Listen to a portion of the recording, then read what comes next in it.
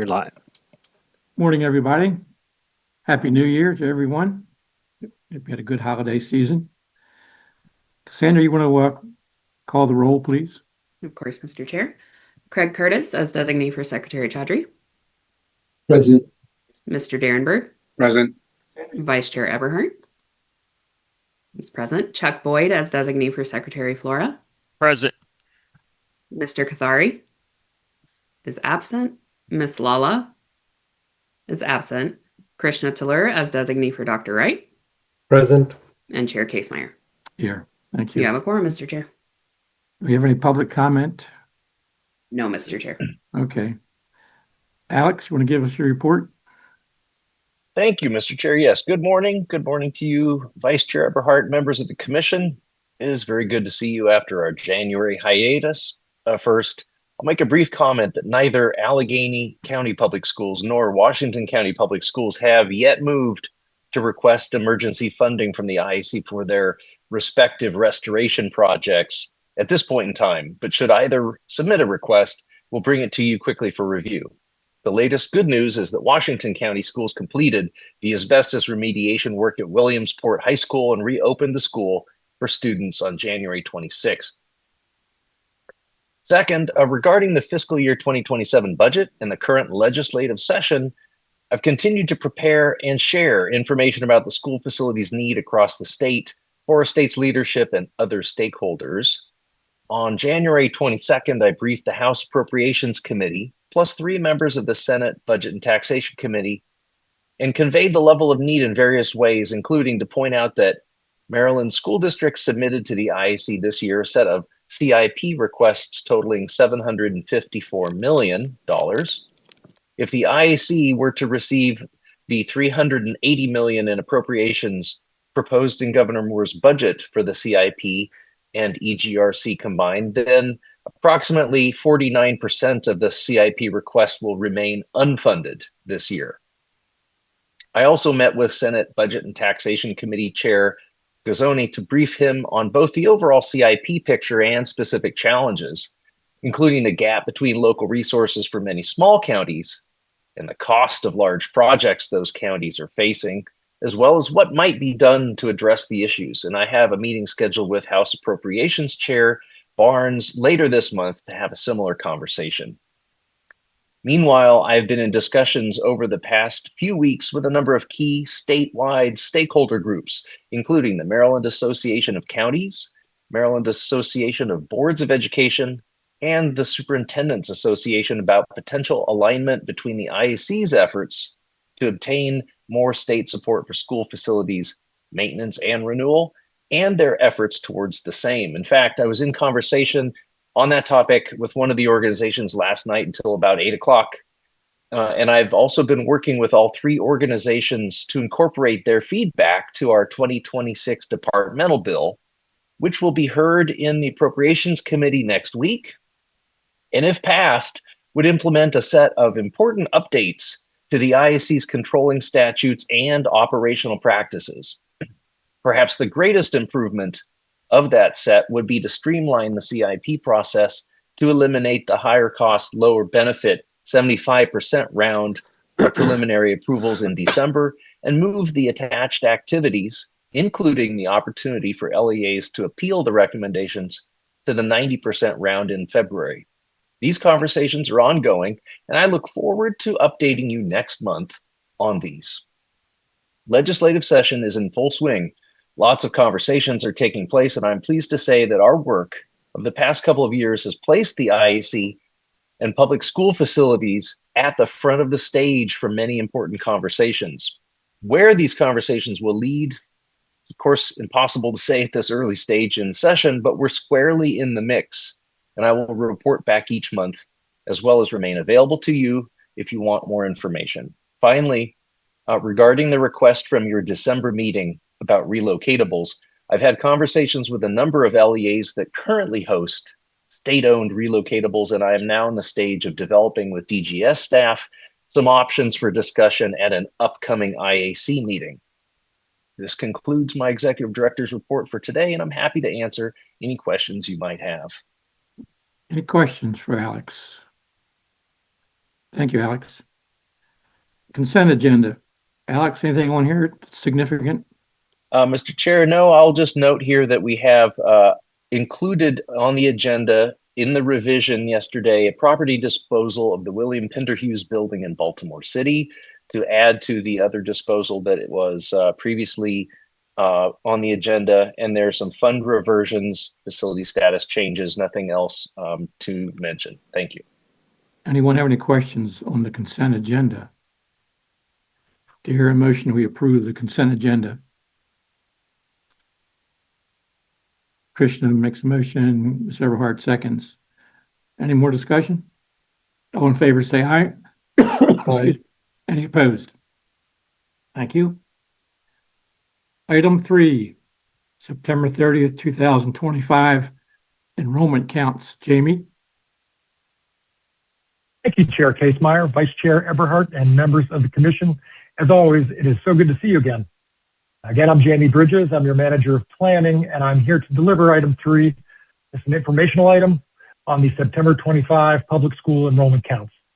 This item is responsive to your request at the December 18, 2025 meeting, and will provide additional information on the enrollment decline that you've seen in the news this fall through the questions, what happened, why it happened, and what now? This item can be found on PDF page 30 of your agenda. Before I get to those questions, I want to back up some and start through another question. Why does enrollment matter? Next slide, please. And I want to start with the answer with enrollment projections, which are estimates of future enrollments based on enrollment trends from the past. As you know, the IAC does not create enrollment projections, but we use them as an important input in the calculation of state support of local capital school construction projects.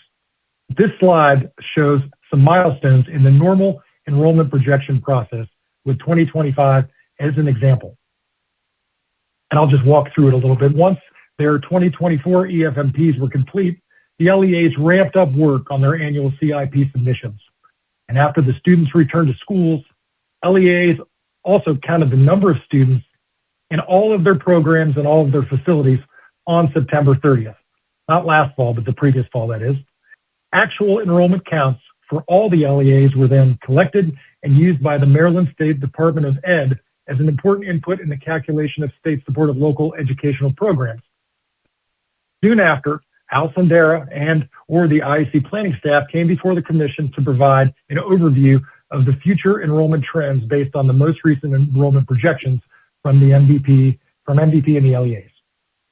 In winter of 2025, both MVP and the LEAs compared the actual 24 counts to their enrollment projections from the 2024 EFMP and used those counts to set the base year, the enrollment projections for the next EFMP.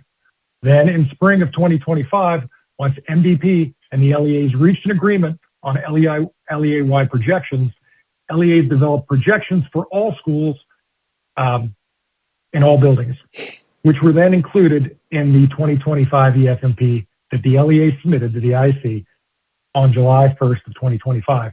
And all that was normal. What was also normal was, aside from the enrollment trends projection presentation that we did, the rest of the normal enrollment projection process took place pretty much in the background. So what happened in the last few months of 2025? Next slide, please. Back to fall of 2025, the LEAs counted the number of students in all the programs and all the facilities and sent them to MSD to compile. But soon after, we started to hear anecdotes of significant or greater than projected enrollment decline from the LEAs, and then even more in the news. On the slide, you can see a couple examples, one from the Banner and one from the Sun. Seeing enrollment in the news is not normal. I'd like to note that these two articles, as well as all the sources for this presentation, can be found on the 10th page of the presentation in case you want to dig in and learn some more. Next slide, please. With all the LEA accounts compiled, MSDE presented its enrollment and attendance update to the State Board of Ed on December 9. What it showed was a surprise. After 3 years of modest enrollment growth in public school enrollment in Maryland, enrollment declined by more than 11,000 students, or by 1.3%, between fall 2024 and fall 2025. All but one LEA observed enrollment decline, with almost no decline in some LEAs, but up to 2.7 in others. Mind you, with a couple years worth of smaller kindergarten cohorts associated with the COVID pandemic expected to join the school-age population starting in 2025, no one expected robust growth between 24 and 25. For example, the LEA as a whole projected around 0.7% growth with PK included. So the enrollment not only declined, but it declined and it was not projected. So what happened? Next slide, please.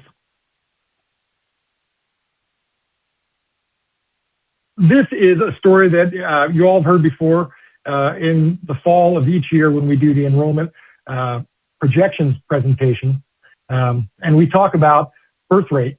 A decline in the birth rate has been the trend in Maryland in recent decades, just as it has been the trend in the United States as a whole. And by 2023, according to the Centers for Disease Control, the total fertility rate has fallen to 1.6 in Maryland, which mirrors that of the United States as a whole. For reference, the total fertility rate for a stable population is about 2.1 children per woman. But positive net migration, which you can see on the MVP graphic on the slide, has been the trend in Maryland for decades. And that has helped push Maryland's population and enrollment up. So according to the National Center for Education Statistics, while public school enrollment in the United States as a whole has declined by 1.1% between 2013 and 2023, Maryland's enrollment has increased by 2.8%. I think this is a good time to revisit the definition of projection, which is to predict the future based on the trends of the past. If the trends don't change, then the projections based on the trends can be spot on. But when the trends change, the projections can be off. The more the trends are different and the longer, the more the projections can be off. A good example, of course, is the COVID pandemic, which came with an abrupt change, but turned out to be an event that interrupted the trend more than it disrupted it. Of course, that event happened in 2020. Next slide, please. As it turns out, 2025 was also an eventful year.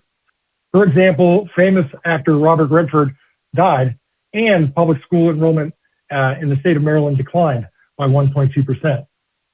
Is it possible that Robert Redford's death caused Maryland's enrollment decline?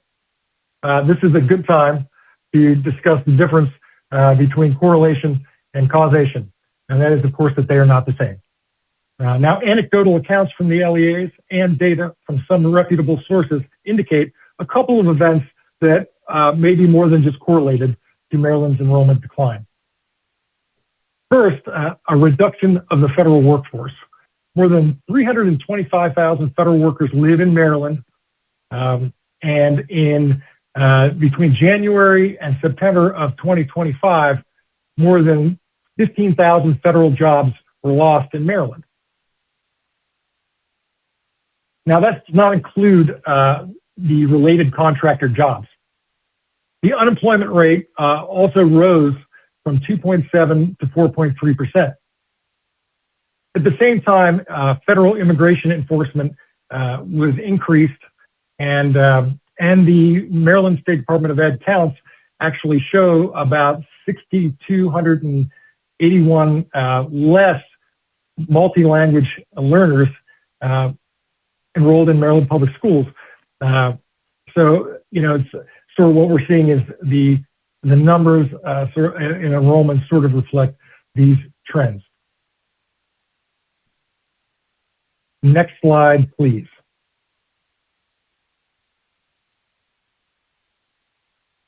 So what does this mean for the IAC and our programs? The good news is for fiscal year 2027, the capital improvement program, there will be no impact. And similarly with the enrollment growth and relocatable classrooms program, the school safety grant program, and the COP priority fund, there will be little to no impact. The reason why is all these programs are all based on numbers that came before these declines. So next slide, please. But what do we need to do? What do we need to know, and what do we need to do? Will the public school enrollment decline between fall of 24 and 25 turn out to be an interruption of the historic trend, or will it turn out to be a disruption and the start of a new one? What do we need to do? Well, we need to monitor and monitor and monitor. If enrollment decline continues, the LEAs will need to manage their plans and their projects to balance the need for expansion and preservation based on the projected enrollment at that time. The IAC will need to support the LEAs in managing their plans and their projects and award state funds to projects based on the projected enrollment at that time. We know that declining enrollment makes projecting enrollment harder, makes portfolio planning harder. But we've seen it done in the past, and we are seeing it done more and more now in order to manage the uncertainties of the future. Allison Dara and MVP, as well as the LEAs, they've been here before. They worked through the COVID pandemic and have been doing it for a long time, and routinely have hit the mark by give or take less than 1% every year. And so we can be confident in that work and that it will continue. The IAC team and its processes are now more than ever well suited to support this work. Staff walks with each project from start to finish, providing a project funding analysis at or even before the project's educational specifications are complete. So that gives us a lot of time, to monitor and adjust. And we will continue to refine those estimates through the planning and funding approval processes until project is funded. And if enrollment decline does not continue, the LEAs and the IAC will still have to do the same. In either and all cases, the mission will still be the same. So next slide, please. With that, I'm well aware that may have made many more questions that you had to start. And so with that, I will stop at this time and take some. Thank you. Thank you, Jamie. I'm going to take that slide off so we can see everybody, please. Any questions for Jamie or Alex on this issue? So when's the last time we saw a decline? How long did it last? Well, the COVID decline was back in the fall of 2020 when the students came back. There was quite a bit of decline, and nobody could have projected that the year prior. And that decline did not stop immediately. It took a year before it stabilized and started and recovered and started a slow growth.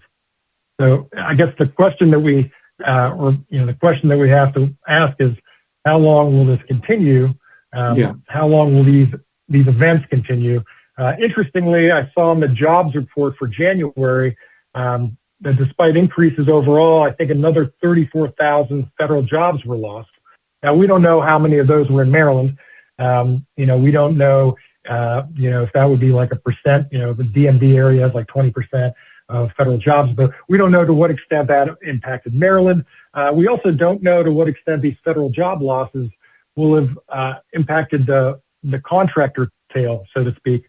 And, will jobs that support federal jobs disappear also, or will there be more of them because that work still needs to get done? And, and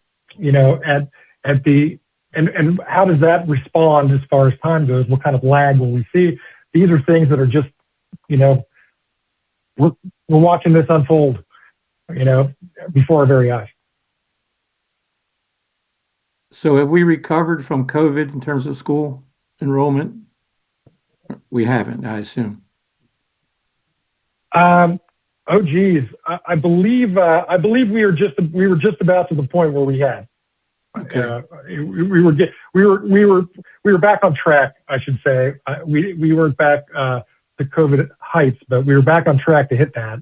And the projection suggested that we would continue in a similar trajectory. So when's the last time we saw enrollment decrease, not because of a cataclysmic event, but just decrease? Is that in anybody's memory? Statewide, I don't remember. Yeah, okay. Chuck is on. If Chuck remembers, not to put you on the spot, Chuck. So it's muted. yeah. It's No, I can't give you any specifics. I'd Okay. have to reach back out to Al on those details. I So think, this Mr. is Chair, it never might a- have been the 80s, Okay. basically. So it's been a long, so this decrease hasn't affected our manner of operation in terms of, yeah, like Al and his team have demonstrated over the years, we have, while fertility continues to decline, we have more than made up for that with robust net in-migration, primarily net in international immigration. And so that has really kept us growing for quite some time. And so, we see it with fewer and fewer English language learners, which would just be a proxy for in-migration. We're going to need to keep an eye on that. Linda? I remember, though, that we have lost and never got back from COVID the number of students who are now homeschooled, in addition to those that went to private and religious schools. So our total number, from what I remember, is less than was before COVID. And have we gotten additional students to make up for that decrease in those two areas? Well, one thing I think is notable is there was an immediate big bump in homeschooling, and that bump dropped off. Only because you have to think, boy, is it hard to homeschool your kids. That is just not possible for everybody to do. And I think in that initial pandemic time, people were more able to do it and had more of an incentive. Where now there are more alternatives. So I believe the homeschool has dropped just a hair, but we have not recovered. There are still kids that in Maryland and across the country.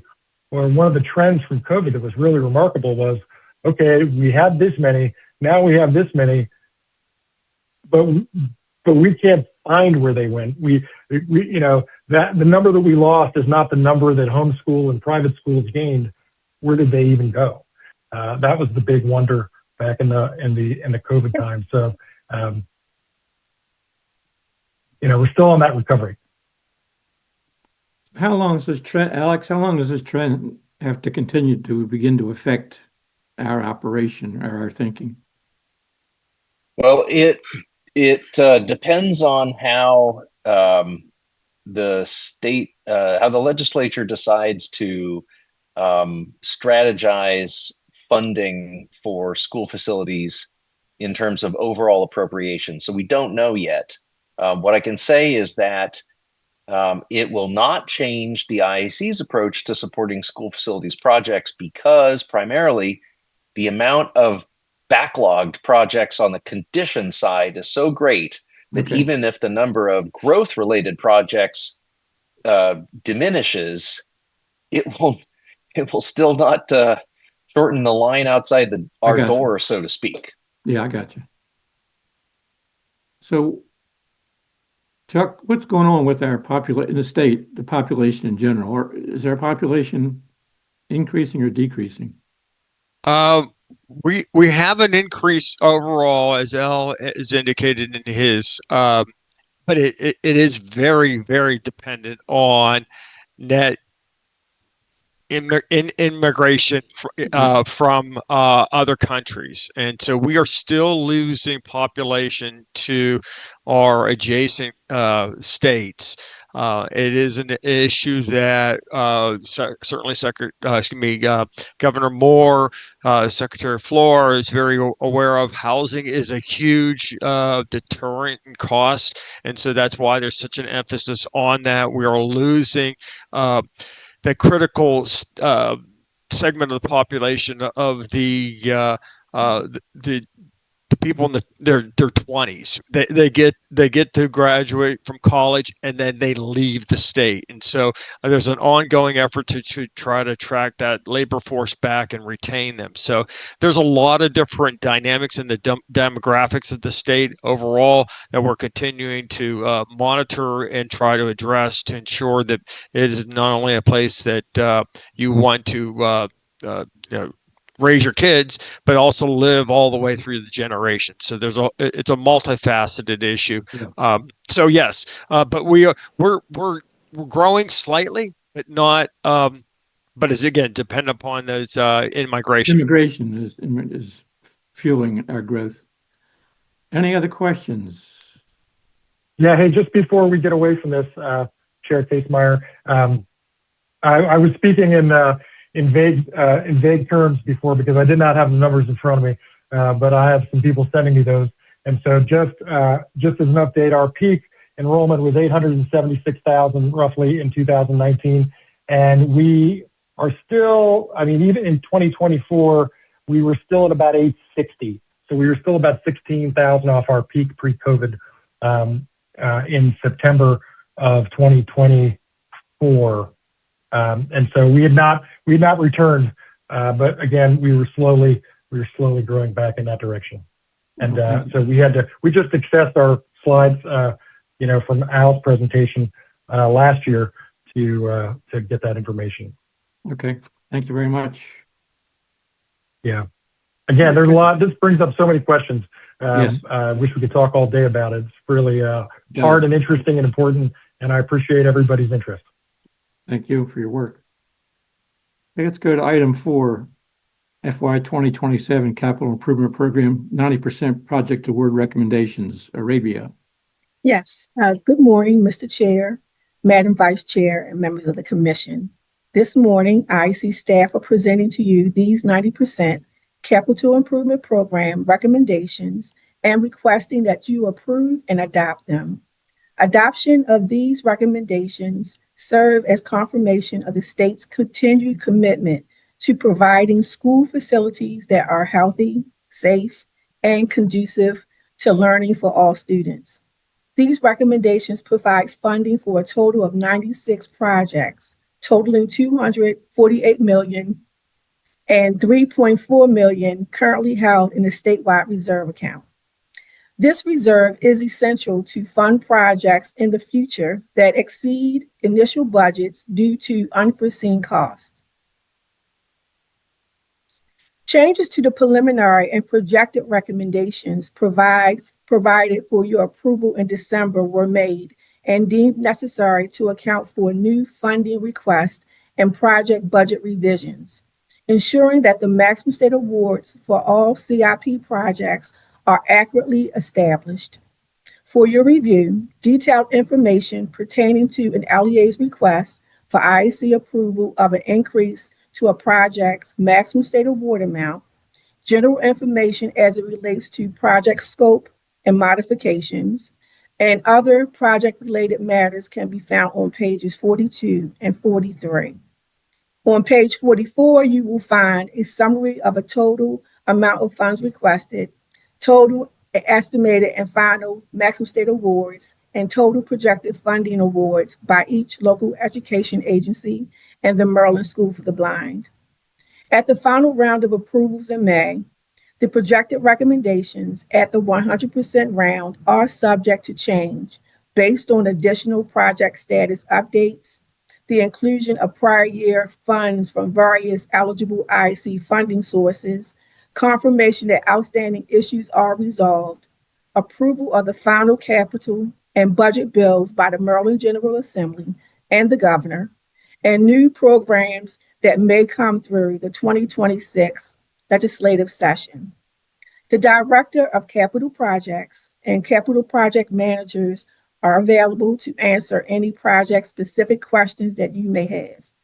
Mr. Chair, I will now read the motion, which is to recommend to the Budget Committees of the General Assembly and the Department of Legislative Services, in accordance with Education Article 5-304BF, the adoption of the fiscal year 2027 90% Capital Improvement Program, IAC staff recommendations for each school system and the Maryland School for the Blind, totaling $252 million, which includes $3,418,020 assigned to the statewide reserve account, and to approve recommended awards to projects with a U status, with funding contingent on outstanding issues being resolved.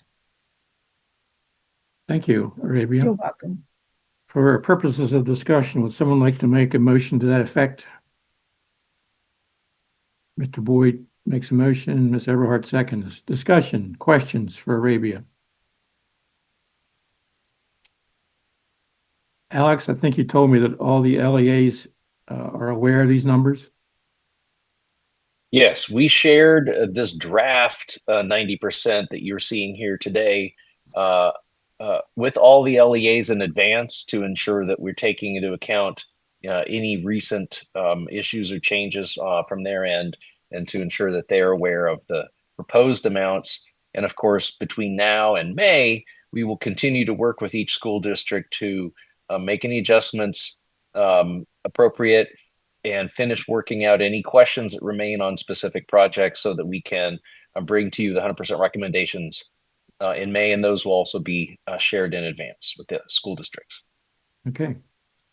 Any other comments or questions? All in favor of the motion, raise your hand or say aye. Any opposed? Thank you all very much. Thank you. Item number 5, FY 2025 Capital Improvement Program Project Cancellations and Reversions, Dorchester County Public School. Laura? Good morning, Mr. Chair, Madam Vice Morning. Chair, and members of the Commission. Hi. On January 16, 2026, IAC staff received a notification from Dorchester County Public Schools that they would not be moving forward with the security vestibule projects at both Hurlock Elementary School and South Dorchester Pre-K 8. Funding for these projects was approved in the FY 2025 CIP. DCPS is requesting that these funds awarded to both projects be rescinded and reverted to the LEA reserve.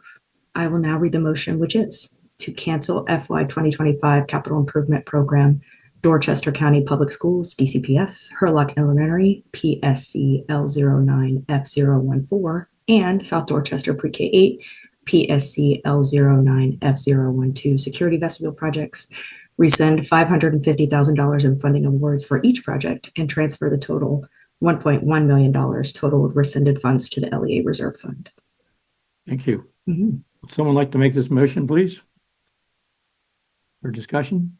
Ms. Eberhardt? And Krishna seconds.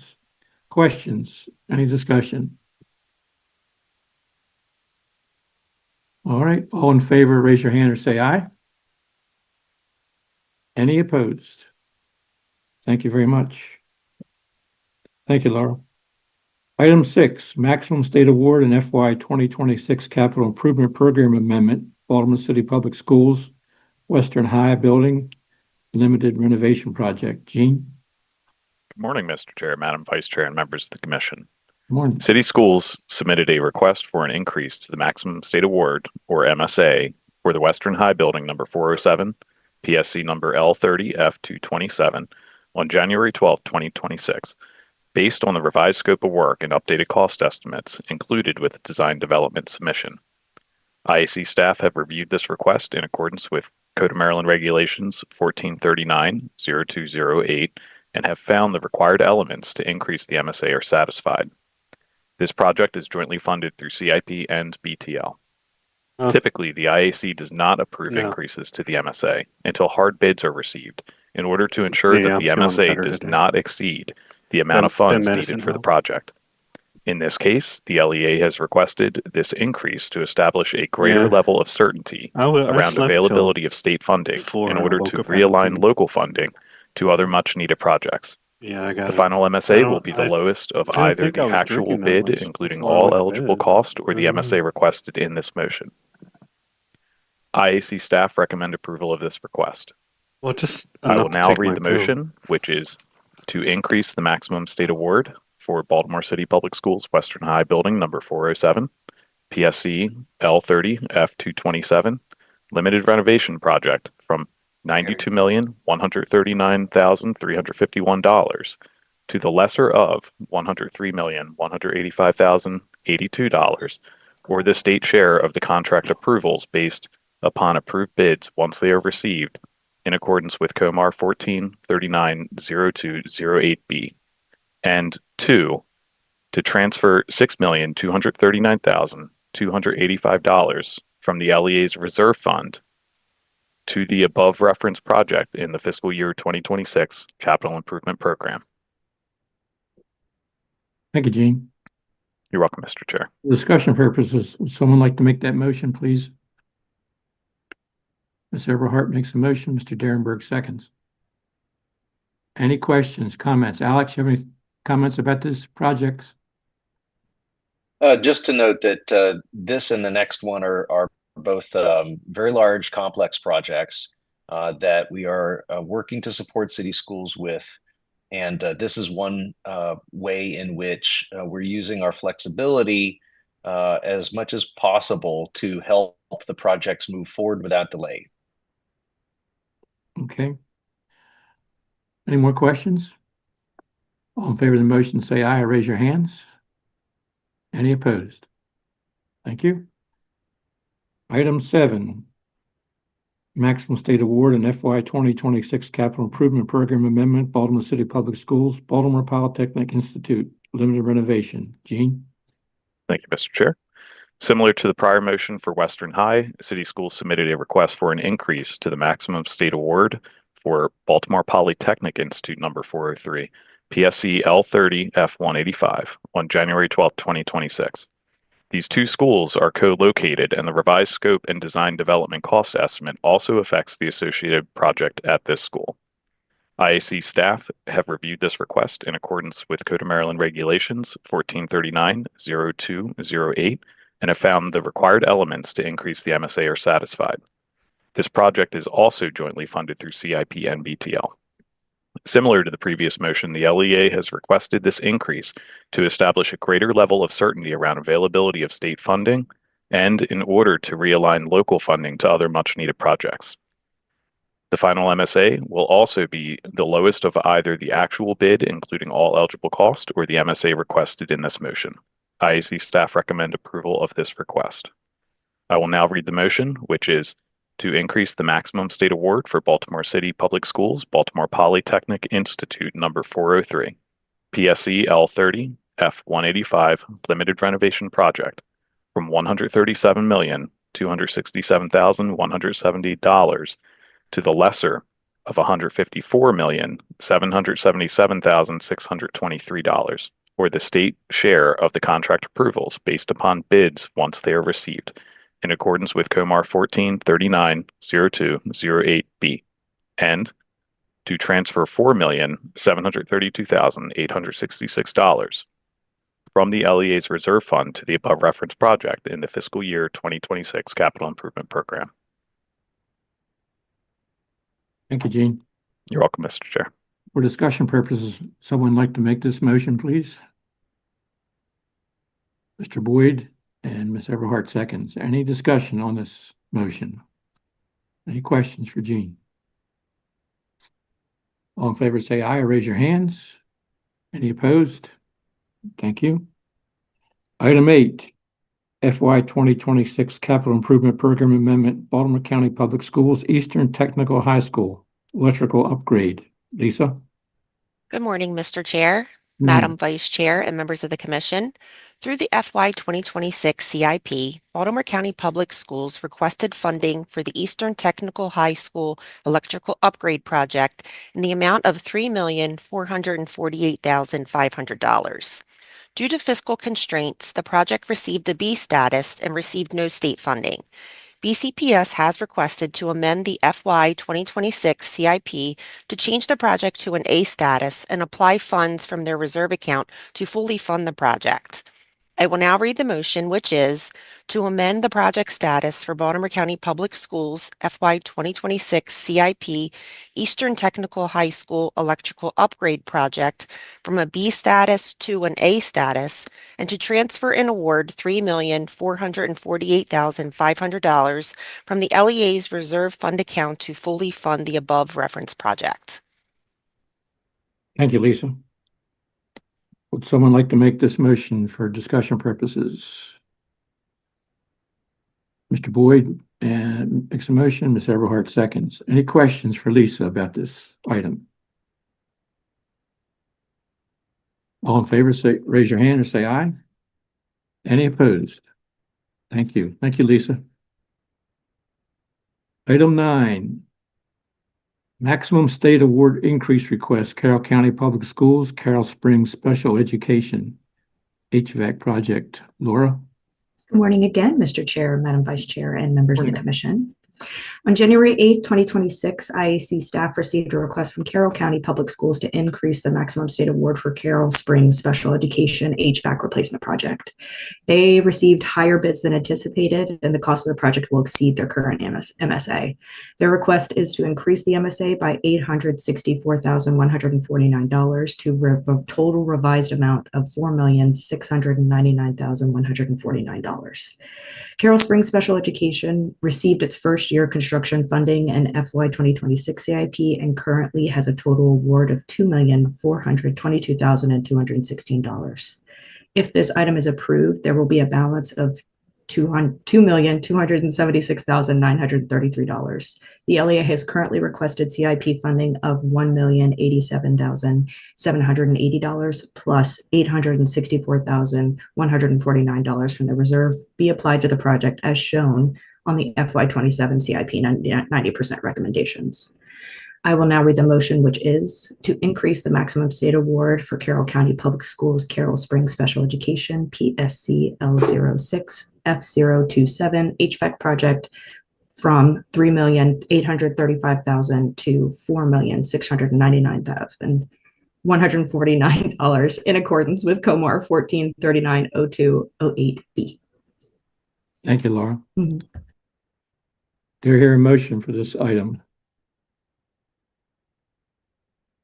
Ms. Everhart makes a motion, Krishna seconds. Any discussion on item number 9? All in favor, raise your hand or say aye. Any opposed? Thank you. Thank you, Laura. Item 10, property transfer amendment, Baltimore City Public Schools, Rognell Heights Elementary. Victoria. Good morning, Mr. Chair, Madam Vice Chair, and members of the Commission. Good morning. The presented item is an amendment to a previously approved property transfer agreement. On May 31st, 2018, the IAC approved the transfer of the former Rognell Heights Elementary from Baltimore City Public Schools to the Mayor and City Council of Baltimore City. However, since that PTA was executed, the Rognell Heights property has been leased to a charter school organization who are now using this facility once again for educational purposes. Per COMAR 14390227, former school facilities must no longer be used for school purposes in order to have bond debt collected from the LEA. The IAC has historically interpreted this to include educational use by public school systems, charter schools, and private schools. As documentation of the continued use for educational purposes, you'll find following the item a lease between Baltimore City and the leasing charter school entity, Baltimore International Academy Incorporated. I will now read the motion, which is to amend the action of the IAC on May 31st, 2018, approving the transfer of Rognell Heights Elementary number 089 from Baltimore City Public Schools to the Mayor and City Council of Baltimore to suspend the obligation of the city government to reimburse the state of Maryland for outstanding bond debt service, totaling $460,266.88 if paid on schedule, or $398,037 if paid in lump sum, so long as the building is used as a public school building, including a public charter school authorized under Maryland law. This action does not affect the IAC's prior approval of the closure and transfer of the building from city schools to the city, nor the city's obligation to obtain approval of the IAC before transferring any right, title, or interest to any portion of the property. Thank you. Someone like to make a motion on this item for purposes of discussion? Mr. Curtis? Second by Ms. Eberhardt. Discussion on this issue. Alex, you want to comment on the basic situation in terms of the city paying off this debt for Yeah, thank you, different Mr. reasons? Chair. That I was would progressing. like to, yes, thank you. I would like to just note that this is one of a significant number of transactions in the last few years that had bond debt, state bond debt attached to the properties. And when a county or the city is taking the property out of educational service and or selling it, there are requirements in law that the city or county has to pay back the outstanding state bond debt. And the IAC staff have been working hard to help city see exactly which items are due, how much, and to facilitate the payment of those outstanding bond debts.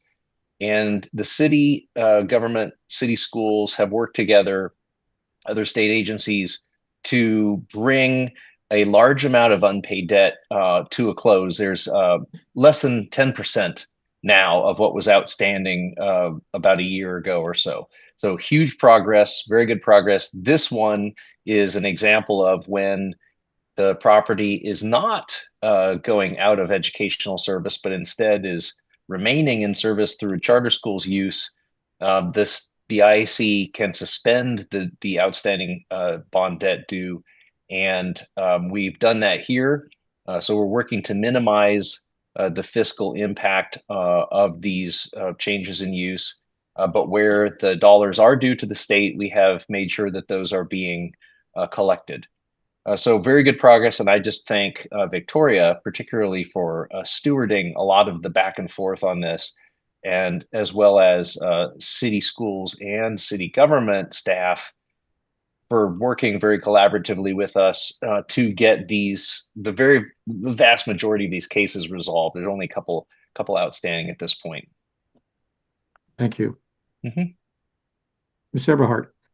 Yes. So when this bond debt goes back to the city schools, that decreases every year that that building is being used as a school. Is that correct? Am I remembering that correct? What exactly decreases? I'm sorry. So this $460,000 bond debt that the city would have owed if it wasn't a school building. But if 10 years from now, something happens and the charter school doesn't, keep it, and it goes back to the city, the bond debt doesn't the bond debt decrease every year? Yes, it should. Absolutely, it should, because there should be payments being made by the state on the debt so that the amount would diminish over time. And there would be a smaller amount remaining that the city would have to cover at that point in time. Yes. And it doesn't matter that it's a charter school, No, that it's decreased right. because public school. It's an Okay. educational use. Thank you. All right. Any other questions on this issue? Excuse me. Item 11, disposal of state-owned relocatable units number 260, 261, and 264, Prince George's County Public Schools. By the way, Mr. Derenberg asked for a report on this issue, and Alex has advised that he's going to have that probably done by next month, so we can satisfy Mr. Derenberg's request. Gene Shanholtz on this issue. Thank you, Mr. Chair. On January 9th, 2026, PGCPS submitted a request to dispose of 3 state-owned relocatables at Bowie High School, PSC L16F089, specifically units number 260, number 261, and number 264, that were originally placed to address overcrowding but are no longer needed. PGCPS has indicated they will provide local funding for the demolition of the 3 units. IAC staff recommend approval of this request. I will now read the motion, which is to approve the disposal of state-owned relocatable units number 260, 261, and 264 stationed at Bowie High School, PSC L16F089 in Prince George's County and pending approval by the Maryland Department of General Services to demolish the units. Thank you, Gene. You're welcome, Mr. Chair. For purposes of discussion, would someone make this motion, please? Mr. Derenberg and Mr. Boyd seconds. Any discussion on this issue? So the locals are paying for this, right, Alex? Correct. Yes, sir. Mr. Derenberg. So, Gene, how long have they had 260, 261, 264? I would have to gather some additional information on that. To my knowledge, if I recall correctly, these units were manufactured in the late 70s and early 80s between the 3 of them. They are significantly beyond their expected useful life and would require significant funding to bring into a state of repair. So you're assuming they had them from when they were made? I'm not sure exactly when they acquired the units. We can certainly look into that and get back to you. That's okay. I'm just glad that they're paying for the demolition themselves, have them for free, whatever. So. Okay. Gene, if I may interrupt here, staff have just double checked the records and they apparently were installed at PGCPS in the late 1990s. Thank you. Mm-hmm. All in favor of the motion, say aye or raise your hands. Any opposed? Okay, that concludes the agenda.